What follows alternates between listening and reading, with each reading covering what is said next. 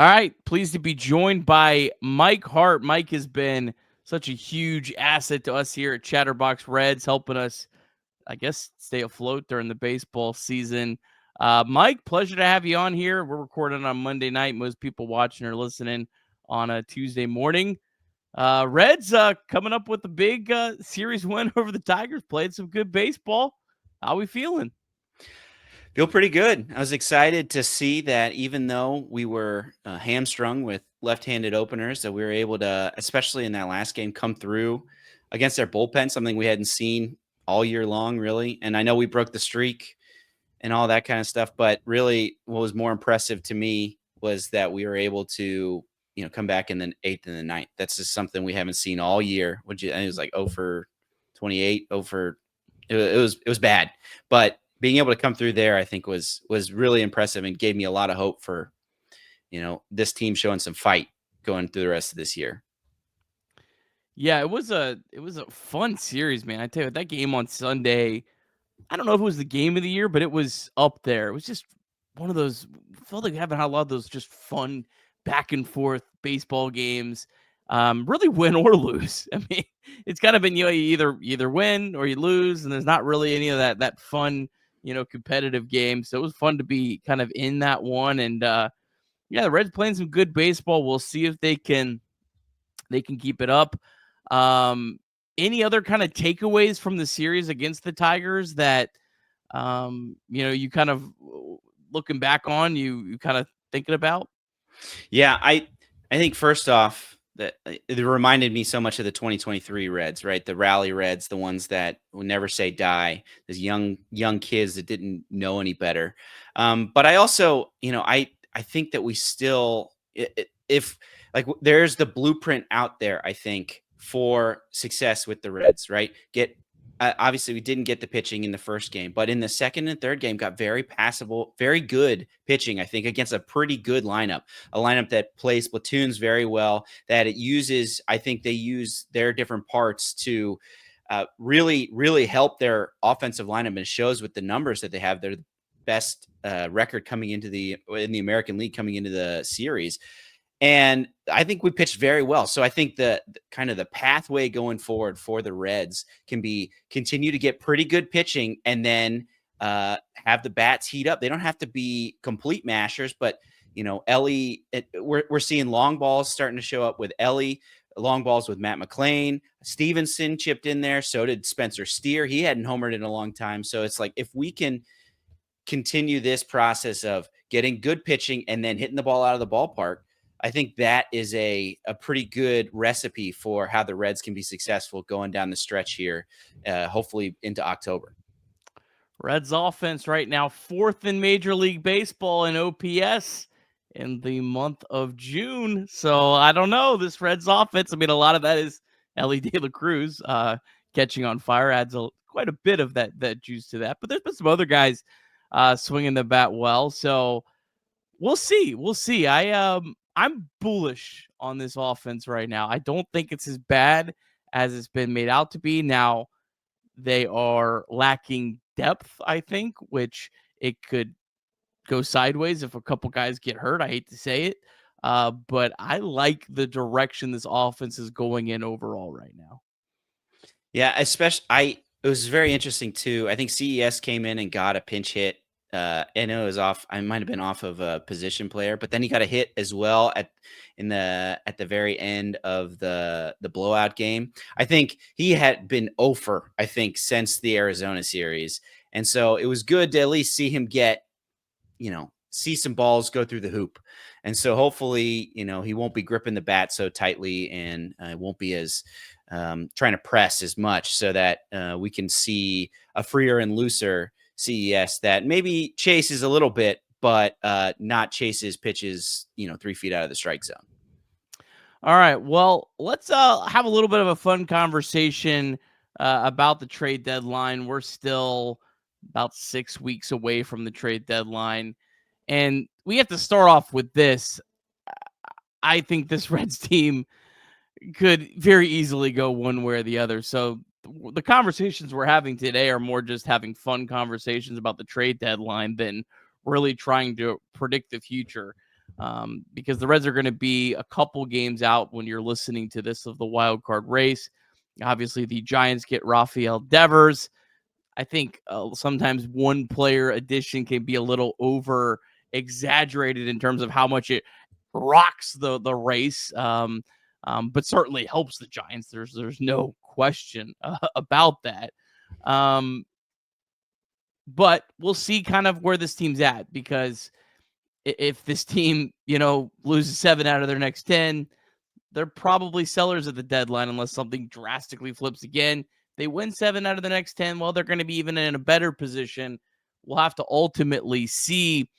But Mike, kind of just where do you think the Reds need to be to go a certain way? How do you kind of handicap the deadline right now?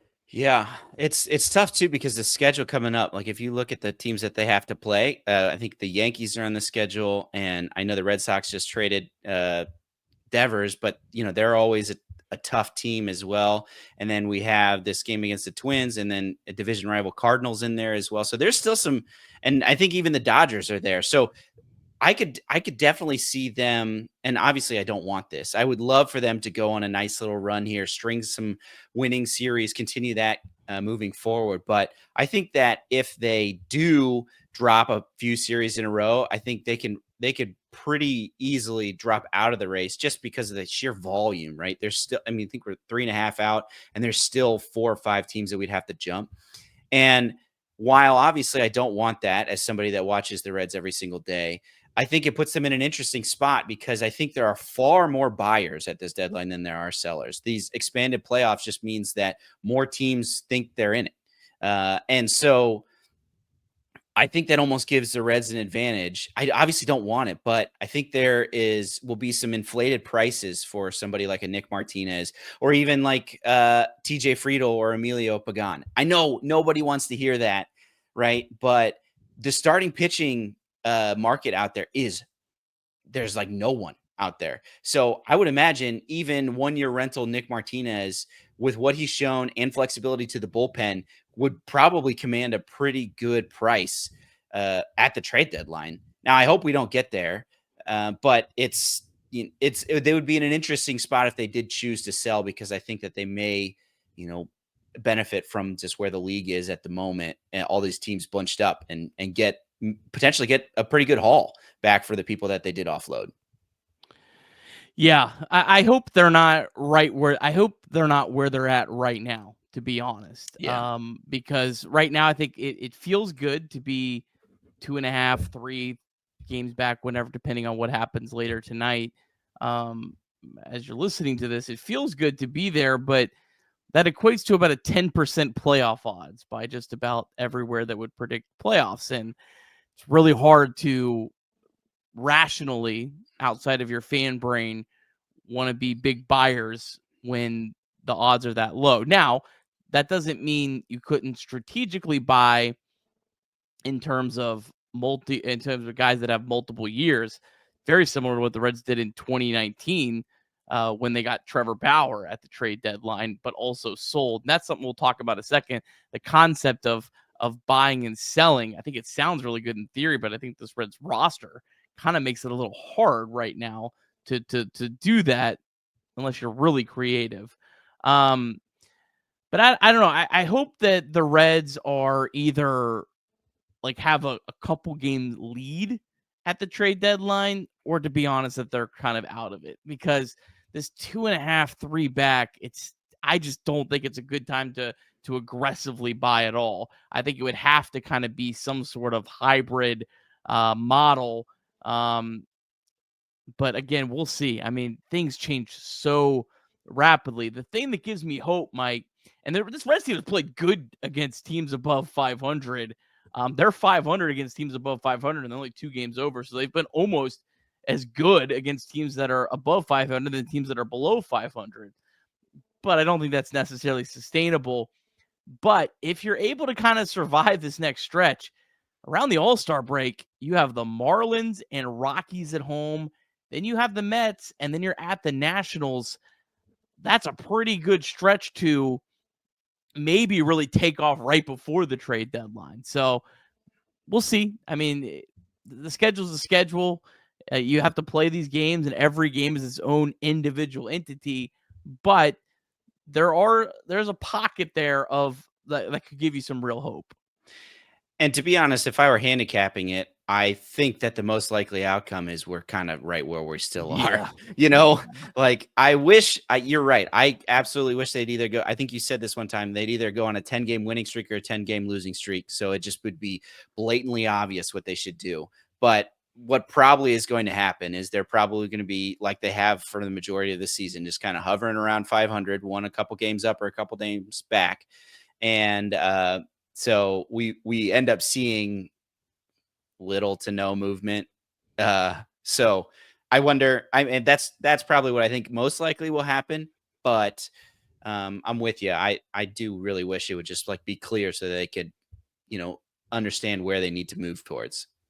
All right, so the concept of buying and selling, we've had that mentioned a lot in like our comment section of our videos and things like that. Going into the season, I thought this would be something that could actually be really feasible for this team. But unfortunately, the Reds' pitching depth has really eroded almost to a point where I think we might be on the same page here. If you're really trying to go for it, I think you might need pitching depth as much, if not more, than offensive help. Because of kind of where the Reds are at. I think people are like, oh, that's fine right now. Well, you're 2 injuries away from your starting rotation, which might sound jarring to some, but that's not crazy. Teams lose 2 pitchers over the course of a couple weeks all the time.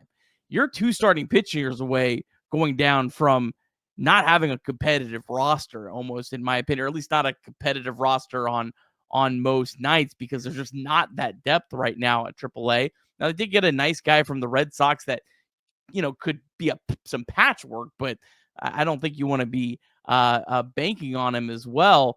So, I mean, in my mind, the concept of buying and selling going into the season would be like, okay, maybe, you survived, you got your use out of Nick Martinez, you trade either Nick Martinez or Brady Singer at the trade deadline, or maybe even Nick Lodolo if you found that perfect package that was like, we can't pass up on this.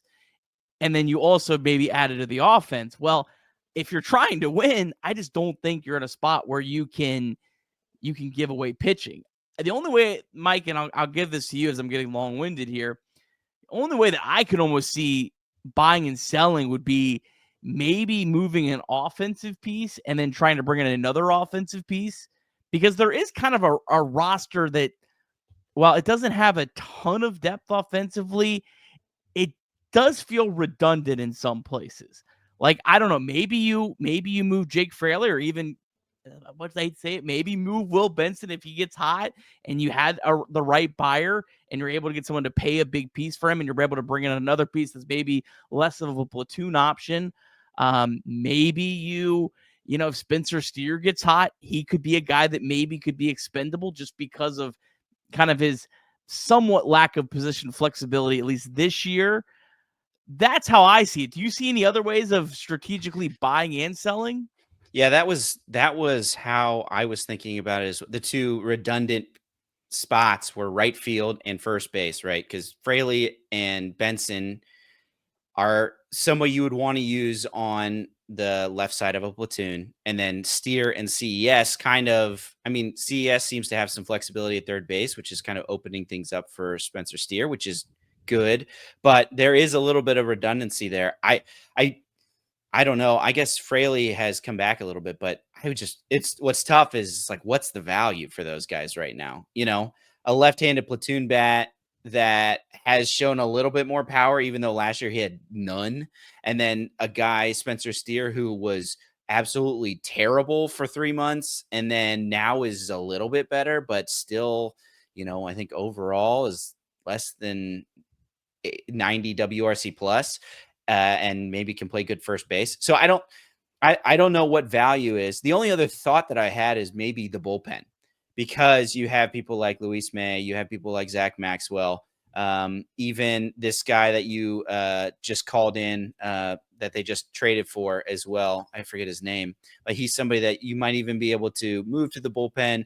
You have Nick Martinez, flexibility to the bullpen as well. If Hunter Green gets back, and maybe we bring Chase Burns up or something like that, or maybe even Chase Burns to the bullpen if they want to manage his innings, but like they want to get him here, but don't have full faith to him. They only have so many innings that they want him to pitch. So I think they have a little bit more flexibility with the bullpen, and that could be a way that they sell, replenish, but then maybe buy starting pitching or a bat or something like that.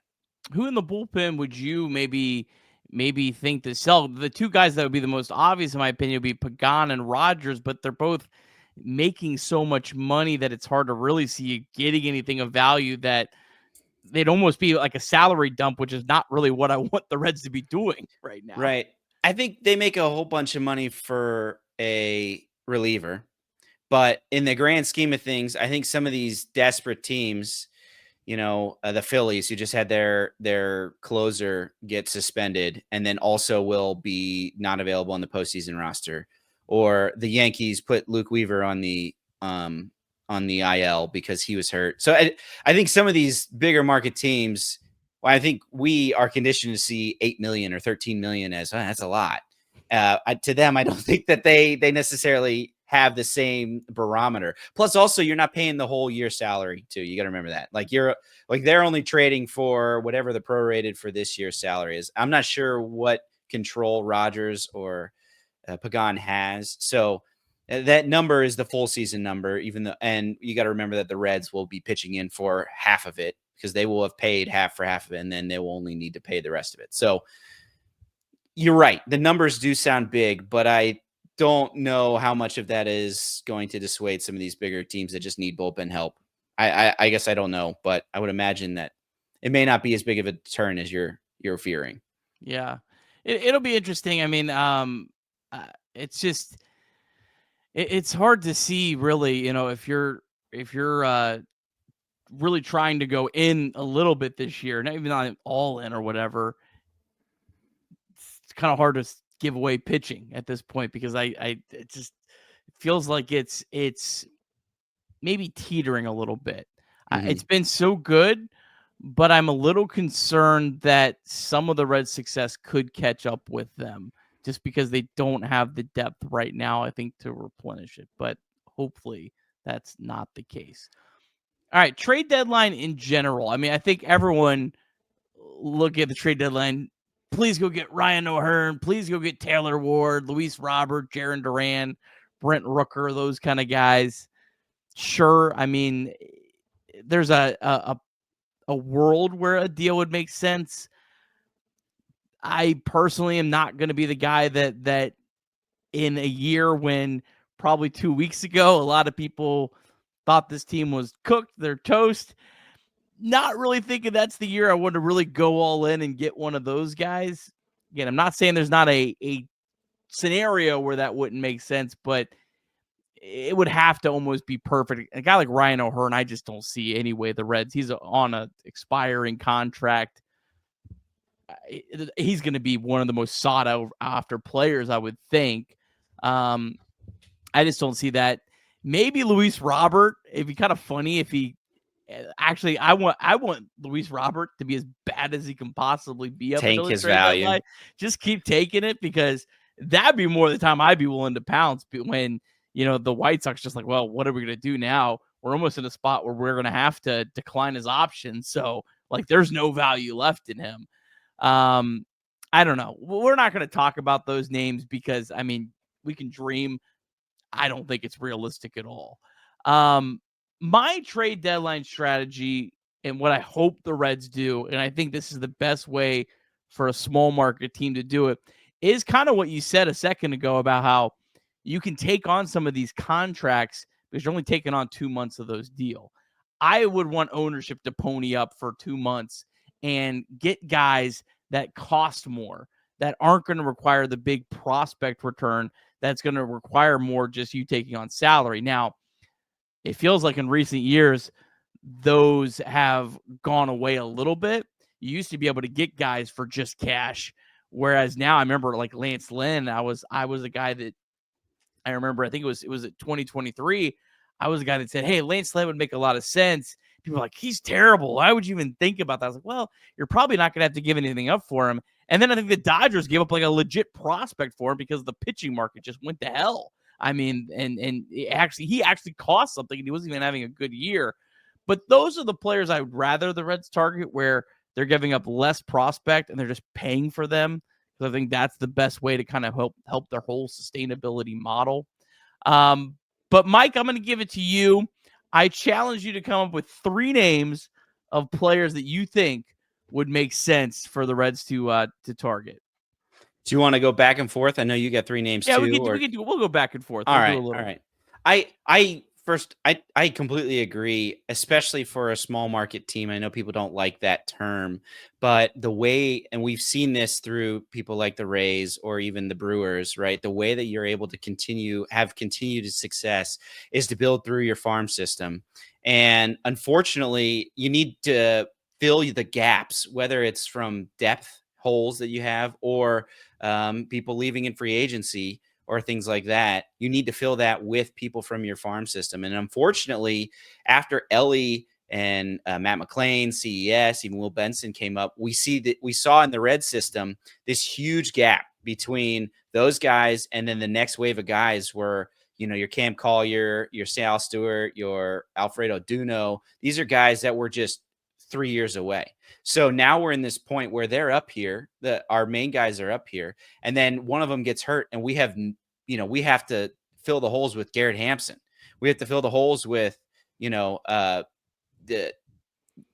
Joe, people that are not in any way going to be a part of our future, but also like we don't, there's not really better options available in AAA.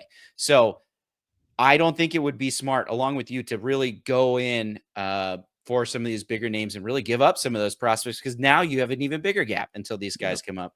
Because it's like we're drafting and bringing pitchers up, and that's great, whether it's Rhett Lauder or Chase Burns, but offensively, there's a real gap there, and I think it would really hurt the Reds in the future to hamstring that even more. So that being said, I went and looked at a few different things, and I like to classify the trades that I was looking for into 3 different buckets. Like opportunity, what's a good opportunity for the Reds to go do something? Need, what is something that this team needs that would actively make this roster better? And then the last one is situation. What situation could we take somebody out of and potentially make it better here so that we could see improvement, and then get somebody on the cheap? So those are the kind of glasses that I like to look through when I was looking for players to look for. So the first one that I wanted to bring up, and this is a bullpen arm, and I know we just talked about the bullpen, but the idea is, especially with the state of our left-handed pitching in the bullpen, I think you brought up yesterday, the fact that Taylor Rogers was not used at the top of their lineup, I think is more of an indictment on Rogers, because I just don't think that they trust him very much against those big guys to get lefties out. And if you don't have him, it's basically Suter, who doesn't even really have that great of splits, and then Sam Maul, who's getting crushed by AAA pitching. So I was looking, I was like, okay, what left-handed pitchers could we go get? And turns out there's a lot of teams that need left-handed relievers. And so there's like Aroldis Chapman is out there, Reed Detmers, Mike Montgomery, these people and it's just like tied to Yankees, Phillies, Dodgers, tied, teams that have way more draft capital than we do. So then I thought, it's like, okay, the Reds like to shop in non-conventional bins, right? Let's look for right-handed pitchers that have reverse splits. So I went in and I looked at a right-handed pitcher and I looked at how good they were against left-handed pitching. And turns out it's a lot of closers, a lot of that have really good stuff and then pitch in the ninth no matter who they're facing. So it makes sense. But then there was a name on there that stuck out to me. His name was Jake Bird. He's a right-handed reliever for the Colorado Rockies. So definitely not in win now mode. Colorado Rockies. He's got a career low 2.23 ERA, but has a 1.77 ERA against left-handed batters. And you got to remember, this dude plays half of his games at Coors Field too. So it feels like there is opportunity here as well to be able to get somebody and then maybe even get an even better version of him if we're able to bring him to normal conditions rather than having to pitch on the moon for half of his games, right? He's And career wise, it backs up it backs up these splits as well. He has a career lower batting average with left-handed batters, a career lower on base percentage, and he is 29, which is a little bit older, but he is under contract to the end of the 2028 season with 2 options left. So there's a couple things, right, that he's a controllable pitcher that you could use in the bullpen. He can get left-handed pitching, left-handed batters out, and seems we might even be able to get a better version of him even in Great American Ballpark. However, that means, the price goes up. With all those good things I just listed, the price goes up, but it's the Rockies that you're dealing with. I don't mean to sound glib, but if you look back at some of their previous transactions, for trades that they've done, they're not stellar. They're very known for not having a great scouting department. So I'm not saying we can necessarily fleece them, but I think that there's an opportunity here where we can get a good pitcher and maybe not have to give up too much because he's a righty and everyone's looking for lefties. And it could really support our bullpen in multiple ways, right? He can get righties, but he can also get lefties out. So Jake Bird, that's my first guy on the wish list. I like it. I like it. If his cost isn't too high, I mean, I think he should be up there kind of with some of the top relief arms that I think that you'll see, even if he maybe doesn't have that name value. All right, I'll do my reliever now so we can kind of knock these out of the way. I went a hitter, a starting pitcher, and a reliever for my 3, just kind of one of each. Same. I did the same. There's obviously so many more, but I thought that kind of gave it a nice balance. Rafael Montero is mine of the Braves. He's on a weird contract. The Astros actually ate a lot of the contract when they sent him over to Atlanta. So Atlanta's not paying that much, only $3 million. So it actually would cost the Reds probably just over $1 million. The numbers aren't necessarily great on him. He's got a 4.50 ERA. He's walked a few too many batters, walked over almost 6 batters per 9 innings. But some of his advanced stats, like xERA, xFIP, FIP, they're all in the mid to low 3s. And I think there could be an opportunity there to get a reliever that is a veteran. He's not like some, project, but has been around, that could be kind of a veteran you put in that has, I think, still some upside. Look at some of his StatCast numbers. There's definitely some upside there. Any relievers that kind of fit that mold, that's a lot of the times what I'm going for. I have a hard time going for the top relievers, especially the ones that are maybe a little bit of a flash in the pan because it's going to come back. I think Jake Bird has done it a lot longer than I think people think. But some of the ones that are like, man, this guy has been great. Like let's say like Tony Santion, if the Reds were on the opposite side of this. He's been great, but is he due for a little bit of regression in the second half? Those are the relievers I really want to stay away from because, man, you're getting a 2-month sample. And I kind of like the idea of Montero. Is Montero a crazy one? No, I like the idea. I was actually, frankly, surprised to think about the Braves being sellers, but then I was thinking about it. I was like, well, I think they're 10 games under 500. I don't know. It seems pretty clear that they are probably going to be sellers. But yeah, he was a part of those Houston World Series teams. I think he was one of the longest tenured Houston guys when he left. So yeah, I think that could be good. It's one of those. Yeah, this guy's been around a while, but still has electric stuff. I wonder how much the thing that gives me pause is Tito has shown that he does not like guys that walk people. Yeah, see Alexis Diaz. He just is like, I have you have no leash because you can't throw strikes. So I don't want to poo-poo what you have to say in your old thing, but I think that if he did come over, it would need to be, and if he was going to get run in the Reds bullpen, he would need to show, hey, I'm not going to walk people, because Tito seems to hate that. Yeah, that's true. That's a good point. Good point. All right. Who are we going with next, Mike? All right. My next is going to be my hitter. And my hitter is...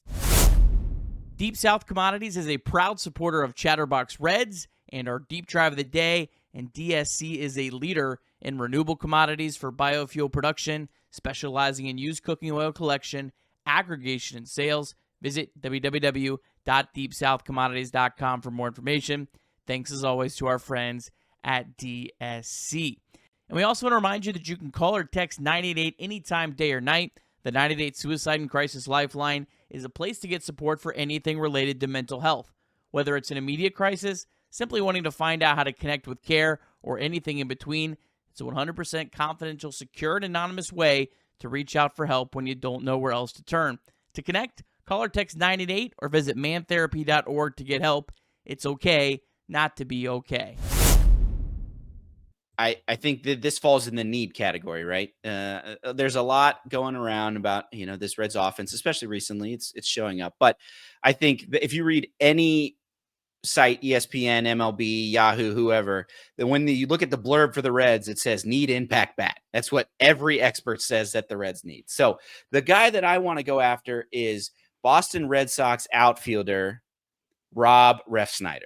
I know a lot of people are going to say, well, what about Jarren Duran out there? But I think that, well, obviously Duran is a better player, but I think Refsnyder is actually somebody who's much more accessible for the Reds to get and wouldn't have to give up nearly as much as they would to get Duran. I saw like a proposed trade for Duran, and I was just like, there's no way the pieces that they would be asking back for are just pieces that there's no way I'd want to part ways with. So Rob Refsnyder, he is 36, so he's a little bit older, but he is a straight platoon right-handed bat that hits left-handed pitching very well.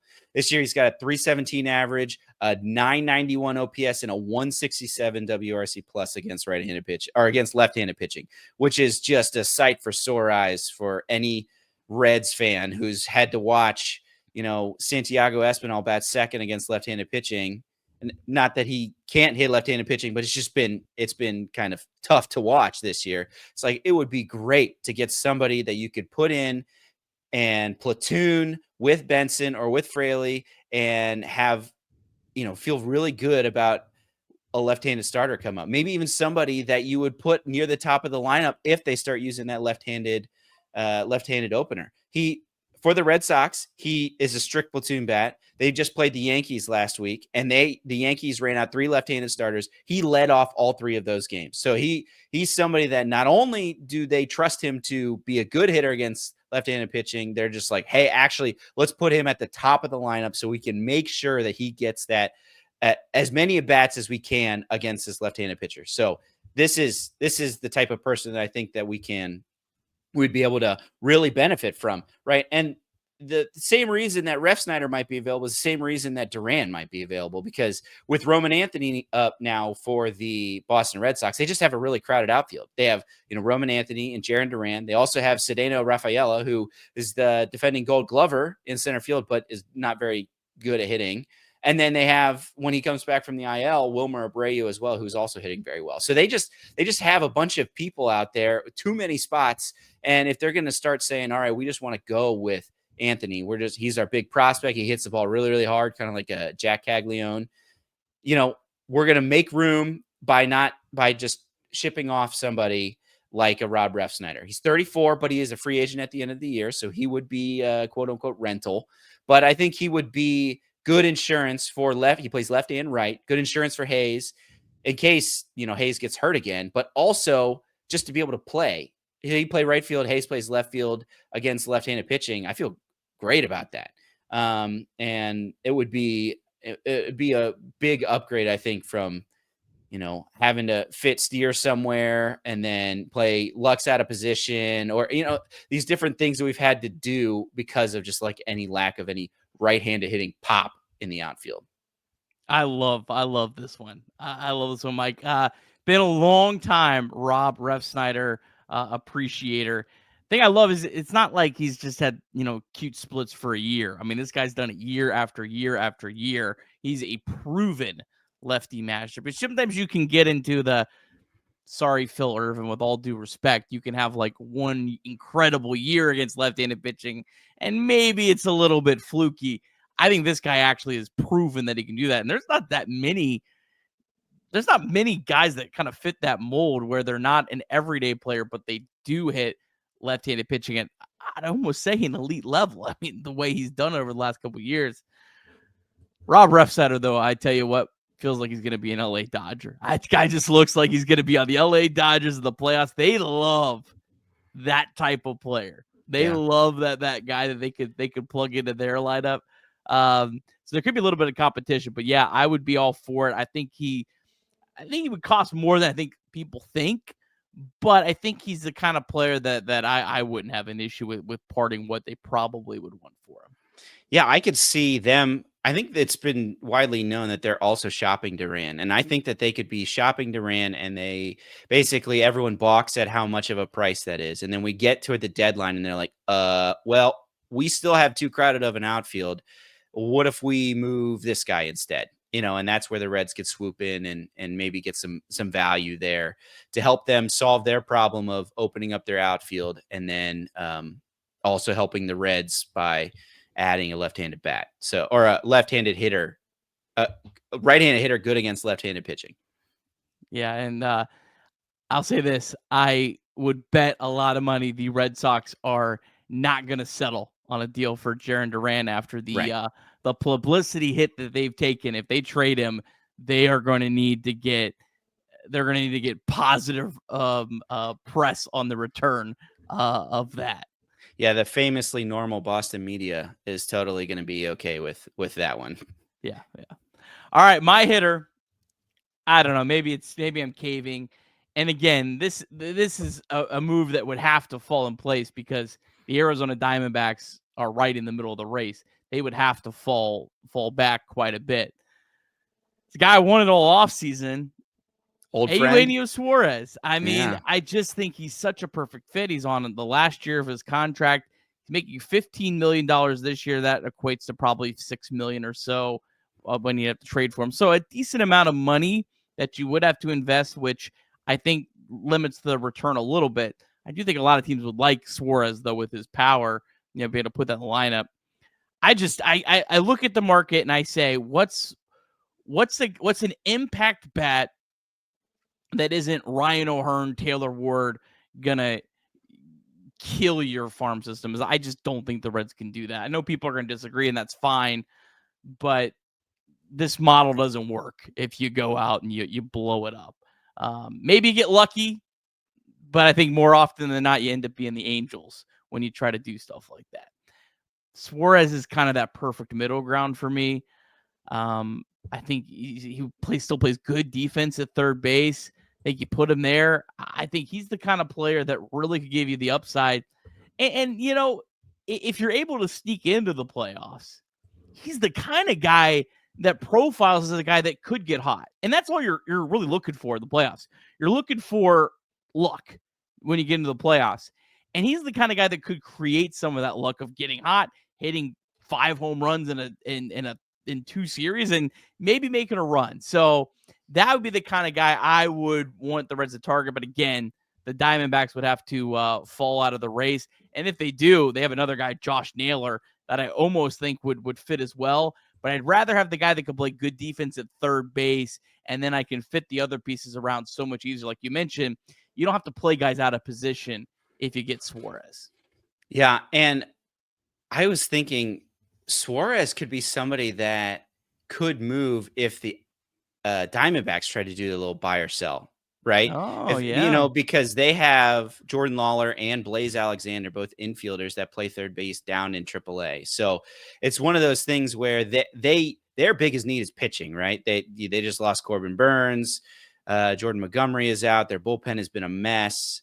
Their closer just, I think, got announced that he's getting Tommy John. So it's like they clearly need pitching, and it may be something where they're able to buy and sell at the same time and bring up those guys, Jordan Lawler or whoever, down on the farm to fill a Suárez spot, and then maybe take whatever capital they were able to take from the Reds and use that to go out and buy pitching. Or maybe it's pitching that they buy from us. Maybe it's bullpen help or something like that. I don't know.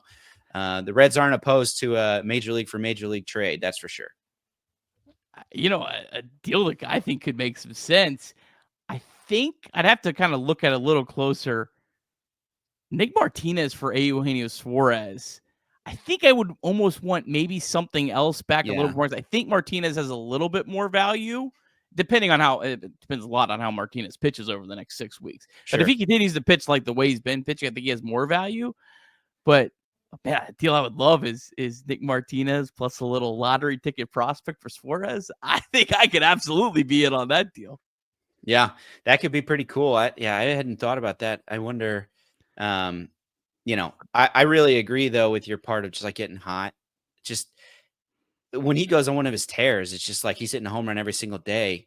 We've seen what that does. Will Benson does that. We sweep the Guardians. CES does that. We sweep the Diamondbacks. It's just like it just takes somebody going crazy. And if we can do that in the playoffs, look what happened to the Diamondbacks, right? They went all the way to the World Series. They were, a couple games away from a potential World Series title. And so, getting somebody, yes, he's going to have his lows. He's going to go 0-for-4 with 4 strikeouts like that. That's going to be here. But, we know he loves hitting a Great American Ballpark.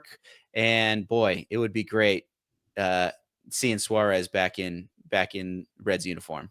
21 home runs in 71 games. That would play well. And I think he's almost a better. I mean, you're looking at 2 months of these guys. Yeah. You go out and you trade for. I mean, I guess Luis Robert technically has more, but that's options and all that. I mean, you don't have to squint very hard for Eugenio Suárez to be a significantly bigger impact bat over 2 months than these guys that are going to cost 3 of your top 5 prospects or something. Right. Right. All right. Let's move on to your last one. Who's your starting pitcher? Okay. So my starting pitcher it falls into the situation bucket that I was talking about. So somebody that I think in their current situation is maybe not performing as well as I think they could be. And then if we were to bring them to Cincinnati, I know that seems crazy with Great American Ballpark, but you'll see why I think that their situation would improve. And so my last name is Michael Soroka, right-handed starter for the Washington Nationals. So Soroka is kind of fallen on hard times. I know he was a big prospect. I think he was even a part of that team that won the World Series with the Braves. He was either a part of it or, and then got in. I don't know. I know he had an Achilles injury, I think, at one point, but he's kind of bounced around. I think he got traded to the White Sox last year and then, signed as a free agent with the Nationals. And the reason why I bring him up, you're just like, hey, this guy's got a 5.14 ERA. What do you mean? We talked about it earlier. The depth in this rotation is just evaporated. And, this is a rotation that still has a healthy Nick Lodolo. And I don't want to jinx anything, but, he's one blister away from us having to pitch Chase Petty or Brent Suter along with Wade Miley. So I don't think that there's anything. I don't think that you can go wrong going and getting more depth. And this would be major league depth. And the reason why I think his situation could improve is because he has a 5.14 ERA, but his expected ERA is 3.21, which is almost 2 points lower. And you're thinking, it's like, man, what in the world? Why is this guy just extremely unlucky? And then I did a little bit more digging. This guy has a 50% ground ball rate, which that plays in Great American Ballpark. And the Nationals might have the worst infield defense of all of the teams. I was like looking up some of their things, and it is comical how bad it is. So outs above average as an infield, -15. You don't like outs above average? Let's try defensive runs saved, -30. Defensive WAR, -14.7. As just an infield. Like that's just as an infield. And wait, hold on. Their infield is -30 defensive runs saved on in just June? 2025. Yes. So for a guy that gives up half of his contact, his ground balls, you can imagine that if he comes to an infield that has Matt McLain, Ellie De La Cruz, even Spencer Steer, who's shown that he can be very good defensively at first base, and then Santiago Espinal with whoever he platoons with, I bet you those numbers start looking a lot more like his expected ERA rather than his current ERA.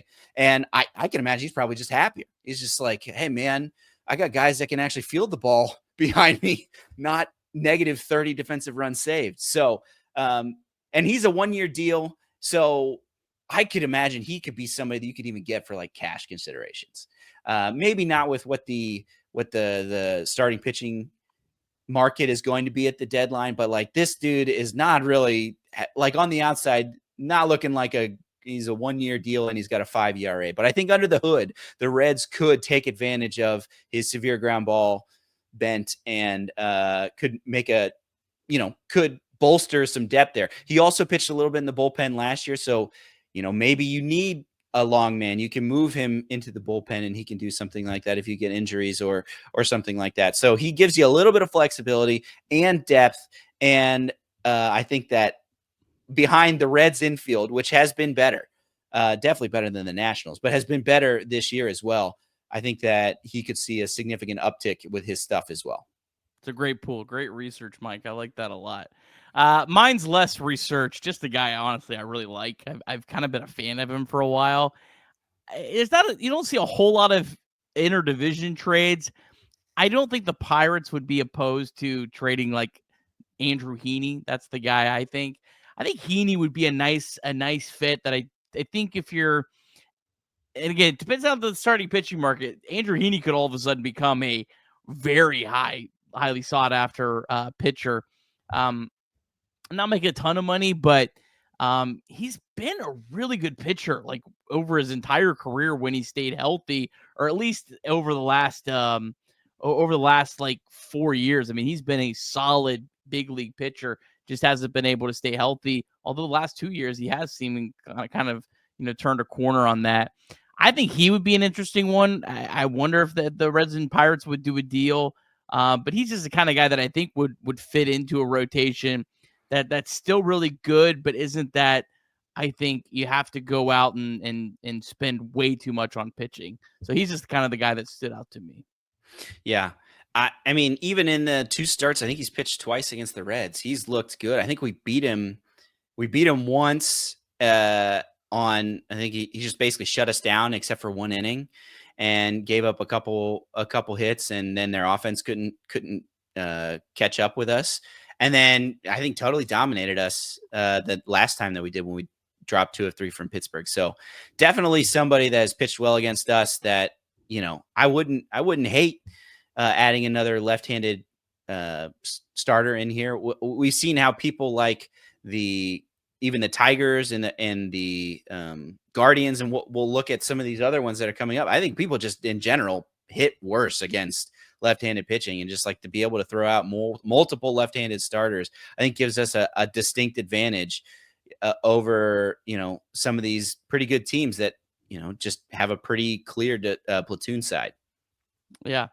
I have a whole bunch of other names, just kind of we're going to rapid fire, just run through these, just guys I think could be available that kind of maybe fit the mold.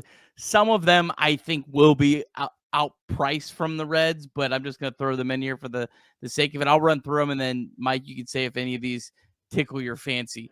All right, so Cedric Mullins I think is maybe the more attainable Oriole, although I still think he's going to be pretty sought after. Josh Naylor already mentioned him. Guy, I don't know if he's I assume that he would kind of, I don't think he has a no trade clause, but I think he probably has cachet. Would the Pirates trade Andrew McCutchen to the Reds? He still hits left-handed pitching very well. And he could be kind of that, maybe not the Rob Refsnyder, that the next tier, and guy's veteran to throw in there. I could see that. Lane Thomas just came back off the IL. Obviously, there was talks in the offseason with him, so he would obviously make a lot of sense.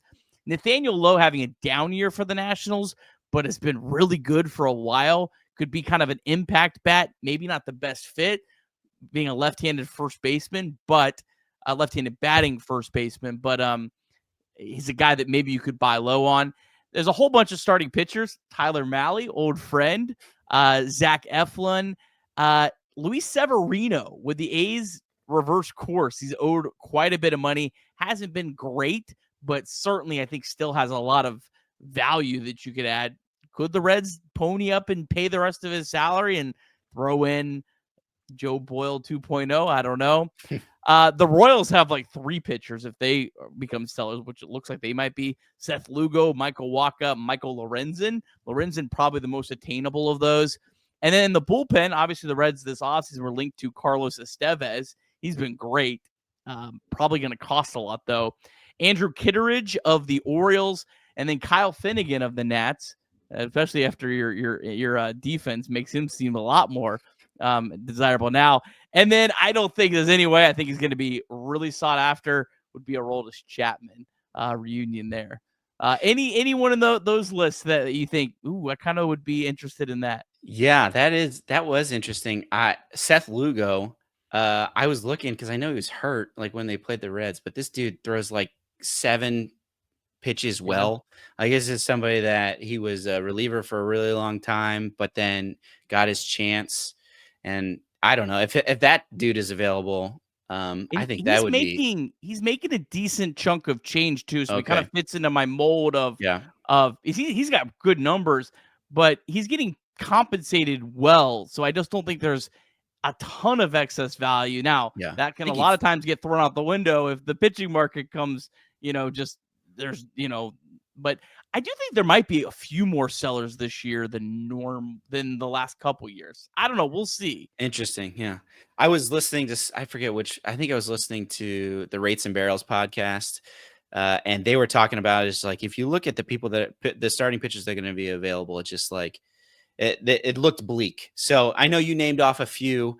I wonder how many of them will actually be available, and that's why you know, I love what Nick Martinez has been doing, but I still am tantalized by what somebody like Yeah. him could bring back. I know it's only a 1-year rental, but this dude that's pitched well from the imagine like a playoff team has Nick Martinez slotted in as their 4th starter, and then they go to the playoffs and they start. When you get into the days off and stuff like that, you basically only need 3 guys, and then you just have this hammer Nick Martinez to go 2-3 innings for you in the bullpen. Like that is a huge deal for somebody, especially some of these more analytically focused teams like the Dodgers or even maybe the Yankees. So it's like he seems to me like somebody that would be well sought off after, hopefully in our fantasy land, they win 10 in a row, and he's doing that for the Reds, and we're in the playoffs going Hunter Green, Nick Lodolo, Andrew Abbott, and we get Nick Martinez coming in as the hammer out of the bullpen or something like that. But yeah, I just, the starting pitching market, I think is going to be really, really sparse. So I wonder how those guys all sounded good. I just wonder what the asking prices can be for so much of that. Martinez, you would have to almost have Green be healthy, and you feel really good about him at the trade deadline, which, if I'm being honest, feels like a long shot that you're going to feel Right. good about him at that point. He might be back, but it might be like he's made one start, and it's like, really how back. If you feel really good about Green, and then everyone else stays healthy, which that's a big, Sure. big ask. Sure. And maybe you do call up Burns where you feel like you can call up Burns, or that's where maybe you could move Nick Martinez. But without that, I mean, if you lose another starter and Hunter Green's still like close but not there, it's really hard to see this team making the playoffs and trading Nick Martinez. So Yeah, that's a good point. That's a good point. And all that being said is I love that guy. I think he is awesome. I love the energy he shows. I think the fact that the thing that gets overlooked with him is just his availability. Everyone talks about how much he got paid and stuff like that. Is like the people around him that got paid are either performing poorly or are injured. And Nick Martinez just goes out there and, eats innings and does it pretty well. And so I think he's been an awesome Red, and I would hate to see him go. I just sometimes get a little tantalized with what he might garnish back in in return. the other idea is Brady Singer could be almost as attractive if he if he goes on a nice run here, Because he because has the other year he has the extra year and of he's control. making significantly less. Yeah. And there's going to be especially if you're trading Brady Singer to a small market team that doesn't have a ton of money to spend. Like, I mean, Nick Martinez is still going to cost the team probably $8-9 million. I Mhm. mean, that's a decent amount of money. And if you're a small market team that says, hey, we'll give you for $4 million to spend at the deadline, he's out of your budget, so there could be an opportunity where if Singer pitches really well over the next couple of weeks, that maybe he could be the more expendable guy. I don't necessarily am desiring to move Brady Singer because I kind of like having him next year as the Reds are looking, but it'd have to be a situation where you feel like we're getting a team to drastically overpay on Brady Singer. And that could be an awesome series of events. You trade Jonathan India for Brady Singer, and then you turn Brady Singer into a big return. And then maybe you buy on some other avenues. You could also, Mike, let's get a little real creative. Let's put my last creative hat on here. All right. You trade Brady Singer for a bunch of prospects. You trade maybe one of those prospects or one of your current ones, but not as much for Eugenio Suárez. And then you go and you trade you don't give up a whole lot, and you go get Michael Lorenzen or someone that's a lesser Brady Singer, but didn't cost as much. And all of a sudden, your team's probably better with Suárez and Lorenzen over Singer. And your farm system's better too, maybe. I don't know. Maybe that's the dream scenario. Probably a Getting the little band too back much together is MLB what The we're doing. Show. Yeah. Too much MLB The Show I'm talking here. But that's kind of the creativity. I would like to see the Reds really try to be creative at this trade deadline. That's the thing I would like to see. And it's felt like Nick Kroll's been willing to do that. We can give him grief for his terrible sound bites or for some of the decisions that he's made with the roster and the lack of depth that he's put together. But I think being creative is definitely something that he has been willing to do. So we'll see. You got to also remember there's got to be two to tango with some of these trades. If they're I think that the Reds genuinely did want Luis Robert, and the White Sox genuinely were like, "This is our price," and the Reds are like, "That's way too much." So and it looks like they were absolutely right. Yeah, and the rest of the league also was like, "That's way too much," and now Robert has just tanked his value. So you got to remember that also. I think a lot of Reds fans will scream, "Come on, do something," and it's just like, well, you got to remember, it's like both sides got to agree to this. And, some people are not always on the same page when it comes to that type of thing. All right. Well, good, fun discussion. What we were trying to do is like 30 minutes and we're like an hour in. I should have known better. Mike. Yeah. I've had fun though. So I hope the people listening have. Quick Reds news. Cam Collier getting promoted to AA. He probably would have started the year at AA if he hadn't got hurt. But really cool to see. It's going to be a fun week. I'm going to try to be locked in to the Chattanooga Lookouts. Thrilled they're on the road, so I don't have to watch that atrocious home broadcast. With all due respect, I do say. But they're a half game out of a playoff spot, and they're going to have Collier, Stewart, Hector Rodriguez, Ethan O'Donnell, Jay Allen, some guys that have struggled, but kind of a good pocket of players all getting to play for a playoff spot. I think that's going to be fun to watch this week. I hope they're able to get over the top. There's like 3 teams kind of in that race, but they have the advantage. They're a half game up, and they have an extra game because they have a doubleheader, so they control their own destiny.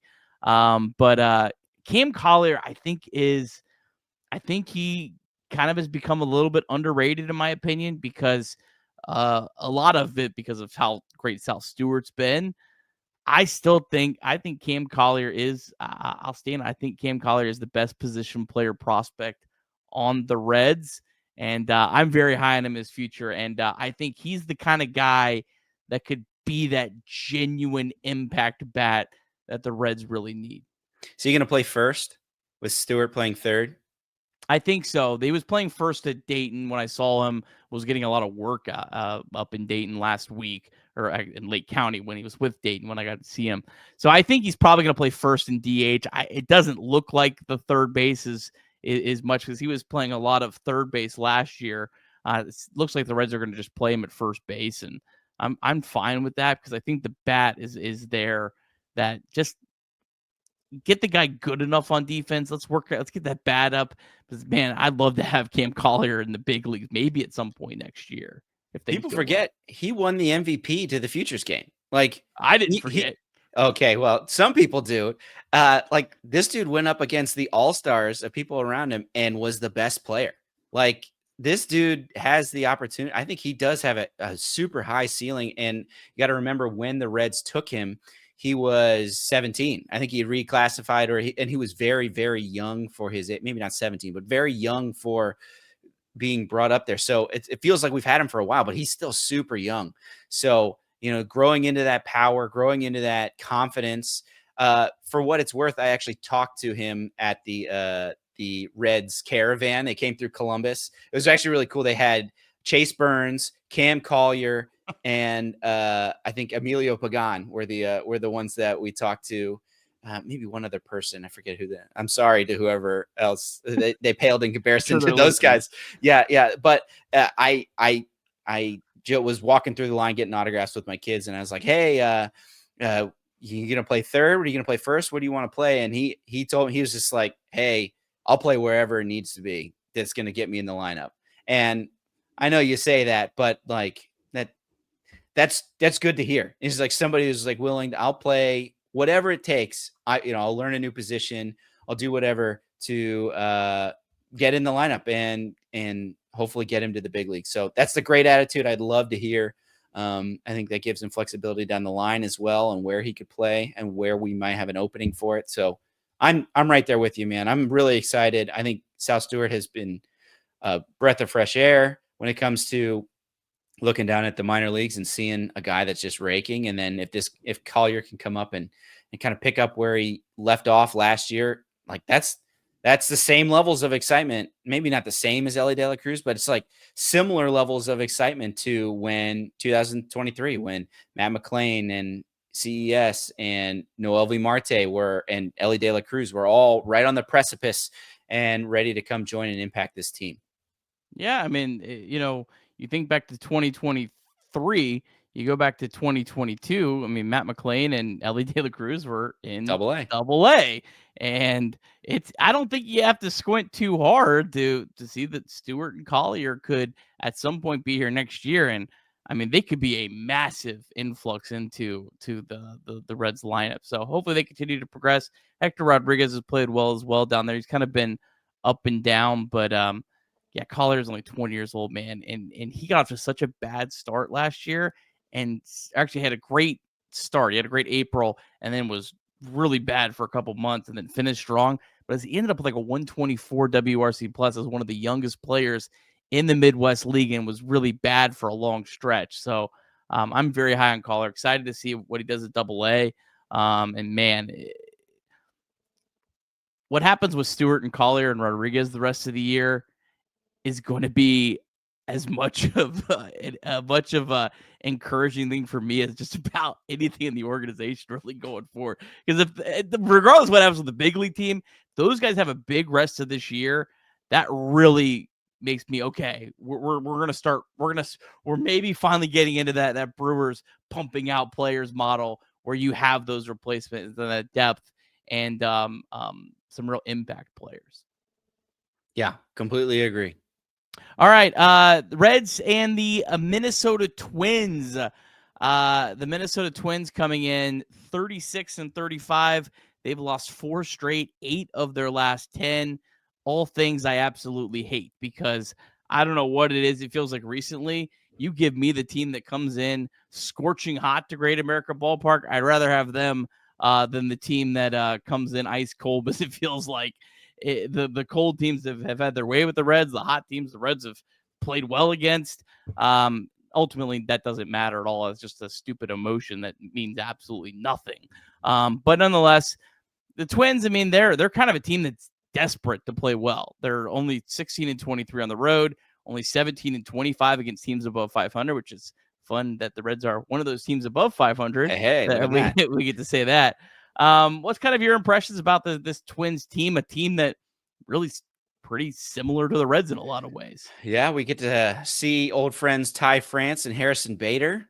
Don't forget about those guys that get to come back to Great American Ballpark. I know they left a huge mark on Reds fans and their time here, but I think they're an interesting team, man. If you think the Reds are snake bitten by injuries, man, the Twins feel like they are just always really reeling from somebody either getting hurt or tweaking something. Their top guys like Byron Buxton and Royce Lewis just seemed to always have something. Like, I didn't think that there was somebody more fragile in the majors than Byron Buxton, and then Royce Lewis came up. And this dude, all reports are this guy's just like so strong that he keeps hurting himself with how violent his swing is, or like how fast he's trying to run to first base. So it's just like, I think he's just like running out to first base, and he tweaked his hamstring again. Now he's back on the IL. And then Carlos Correa, also their shortstop. We know him from the Astros, but is signed there, and then kind of been mired by injury as well. So this is a team that, is desperate. And I think it's very interesting because we're going to be facing a left-handed starter. I think Lodolo and Abbott are going for them, and they have faced lefties in 3 of their last 4 games as well. So they obviously I don't think their splits are as drastic as like the Reds are, but they are worse against left-handed pitching. They have Trevor Larnach, their DH, is heavy hitter guy that hits the ball out of the ballpark. He's left-handed. He did not start in any of those left-handed games. So we basically are going to be missing him at least starting in 2 of the games that the Reds play. So I like our chances. I'm right there with you. I kind of wish that they would have been on a little bit of a streak, like the Diamondbacks had just 4 games swept the Braves, and then we came in and swept them. So I think I would have liked a little bit more of that, but hopefully the Reds can come in and take advantage of their struggles on the road and really, keep this momentum from Detroit going and take a series at home. Yeah, Byron Buxton hit by a pitch in the elbow on Saturday, was scratched on Sunday, currently listed as day-to-day. Pretty big piece against the lefties. He's hitting .306 with a .937 OPS this year against lefties. So Abbott and Lodolo, if they're able to miss Buxton, that would be a pretty big piece for the Twins out against the lefty. So I'm interested to see how Abbott pitches. I know Trace poo-pooed on the idea of, maybe there being some fatigue. Yes, he had a couple extra off days. That's good. But the first time he's ever gone 9 innings, everyone remembers Wade Miley's no-hitter. No one remembers his next start in Colorado, but that's why you have me to be the Debbie Downer and tell you he gave up 8 runs in 3 1/3 innings. So we'll see. I hope Abbott is able just to dominate tomorrow on Tuesday night. But we'll see. You know what? Maybe he'll 5 and dive and get scratch through 5 innings, give it to the bullpen, have a fresh bullpen with a day off, and able to get a win, and we're all good. So, any other final thoughts on this series here against the Twins before we wrap this bad boy up? No, I don't think so. Hopefully, you'd mentioned this before. It's great when they go on these streaks. What they have failed to do is be able to string together some extended winning, even with some losses in there, some extended momentum. And I think very rarely do, 12-game winning streaks actually come aboard. I think what these are even teams don't go through that very often. I mean, I think that it was the longest for the Reds because it's just very rare to do. But what good teams do is they just string together consistent winning throughout series and series. Yeah, they drop one here or there where the bullpen blows up, or maybe they get shut down by a good starter, but they just have consistent winning series by series by series. And if we can build on this Detroit series and win this series, and then maybe win the Cardinal series this weekend, like that is the type of fight that I would hope that the Reds have, where they can string together a lot of wins over a month and can really start to really contend for that playoff spot. All right, before we get you out of here, I'll run through a little Reds MiLB real quick. All the traditional minor league teams were off. The DSL, there was actually a lot of rain apparently down in the Dominican today. The DSL Rojos were canceled. The DSL Reds got suspended in the bottom of the 4th. They were leading the Padres affiliate down there 3-0. Adolfo Sanchez was 0 for 1 with the walk. Nabel Mariano 1 for 2 with a double. Jervin Moriallo 0 for 2. And then the guy that's kind of been really interesting, Hansel Jimenez, another good day, 1 for 2, hitting 330, 323 with an OPS over 1,000. The ACL Reds beat up on the ACL Cubs 9-1. Tyson Lewis was 0 for 4. Arnaldo Lantigua 0 for 5 that he struggled. But Shang-In Lin, he was 0 for 2, but walked 3 times in this one. And then Yekel Soriano had a good day. He was 2 for 5. So that'll do it for today. We'll be back on Tuesday night, Chatterbox Reds live on YouTube. Of course, Chatterbox Reds pregame show at 6 p.m. on Tuesday night. Be sure to tune into that on YouTube, and we'll look forward to all that. And hopefully the Reds can keep it going. Mike, appreciate you coming on, my friend. No problem. Thanks for having me. All right, as always, go Reds.